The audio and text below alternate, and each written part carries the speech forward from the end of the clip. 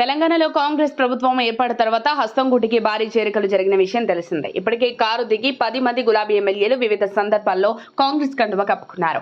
ఈ క్రమంలోనే తెలంగాణ రాజకీయాల్లో ఊహించని పరిణామాలు చోటు చేసుకుంటున్నాయి. మంగళవారం అసెంబ్లీ సమావేశాలు జరుగుతున్న సమయంలో తెలంగాణ ముఖ్యమంత్రి రేవంత్ రెడ్డితో పాటు ఎక్సైజ్ శాఖ మంత్రి జూపల్లి కృష్ణారావుకు భారీ షాక్ తగిలింది. ఇటీవలే కాంగ్రెస్ పార్టీలో చేరిన గద్వాల ఎమ్మెల్యే బండ్ల కృష్ణమోహన్ రెడ్డి తన మనసు మార్చుకున్నారు. మళ్లీ సొంత గూటికి చేరుకున్నారు Gadwal MLA. BRS working president KTR ను అసెంబ్లీలో కలిసి గులాబీ పార్టీలో కొనసాగుతానని ఎమ్మెల్యే కృష్ణమోహన్ రెడ్డి స్పష్టం చేశారు. ఇక కేటీఆర్ ను కలిసిన దృశ్యాలు సోషల్ మీడియాలో తెగ వైరల్ అవుతున్నాయి. ఈ ఏడాది జూలై 6వ తేదీన ఎమ్మెల్యే బండ్ల కృష్ణమోహన్ రెడ్డి సీఎం రేవంత్ సమక్షంలో కాంగ్రెస్ కండువా కప్పుకున్న సంగతి తెలిసిందే. ఈ కార్యక్రమంలో మంత్రి జూపల్లి కృష్ణారావు, నాగర్ కర్నూలు ఎంపీ మల్లు రవి పాల్గొన్నారు.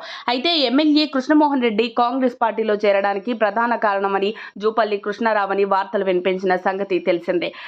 అయితే ఆయన హస్తంగుటికి చేరి నెల గడవక ముందే తిరిగి బీఆర్ఎస్ గూటి వైపై ఆయన అడుగులు పడుతున్నాయి. నిన్న అసెంబ్లీలో కేటీఆర్తో సమావేశమయ్యారు కృష్ణమోహన్. తాను ఇప్పటికే బీఆర్ఎస్ లోనే ఉన్నానని, పార్టీ మారలేదని స్పష్టం చేస్తున్నారు. తాను కాంగ్రెస్ కండువా కప్పుకోలేదని, ఆ రోజు తన మెడలో ఉన్నది దేవుడి గుడికి సంబంధించిన కండువాని కొత్త వాదన వినిపించారు. త్వరలోనే తాను కేసీఆర్ ను కూడా కలుస్తానని చెప్తున్నారు.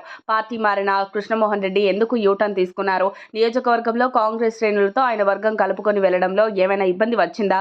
మరేదైనా కారణం అనే దానిపై క్లారిటీ రావాల్సి ఉంది. మొత్తానికి కాంగ్రెస్ ని గద్వాల ఎమ్మెల్యే బండ్ల కృష్ణమోహన్ రెడ్డి వీడటం రేవంత్ సర్కార్ కు తొలి షాక్ అని చెప్పాలి.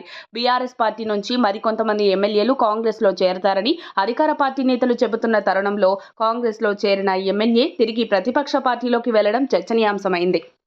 మరిన్ని అప్డేట్స్ కోసం మా కాయ్ టీవీని సబ్స్క్రైబ్ చేసుకోండి. మా వీడియో కనుక మీకు నచ్చినట్లయితే లైక్ చేయండి, షేర్ చేయండి. మీ విలువైన అభిప్రాయాలను కామెంట్ బాక్స్లో తెలియజేయండి.